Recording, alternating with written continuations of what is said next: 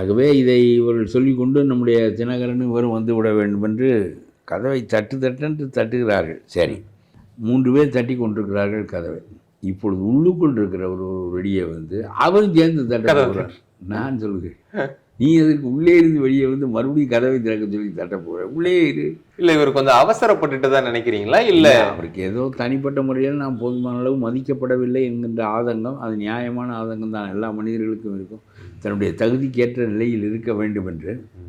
ஆனால் இவர் சந்திக்கிறார், மக்களை சந்திக்கிறார், எதிர்த்து பேசுகிறார், 10 நாள் கெடு விதிக்கிறார். ஒரு பரபரப்பு பற்றி கொள்ளும் என்று எதிர்பார்த்தால் மறுநாள் இவருடைய பதவிகளை பிடிங்கி ஒன்றுமில்லாமல் ஆக்குகிறார்கள் எடப்பாடி கட்சியினர்.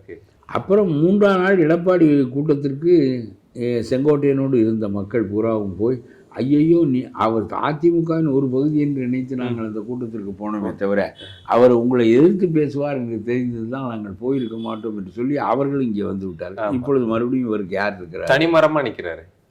இது எதுக்கு? முதல்ல அந்த மொத்த கூட்டமும் இவரோடு சேர்ந்து நின்றுதே. இப்போதைக்கு எம்பி சத்யபாமா மட்டும்தான் இவர் கூட இருக்கிற மாதிரி ஒன்றும் பயனில்லை. அதோடு முடிந்தது அந்த கதை.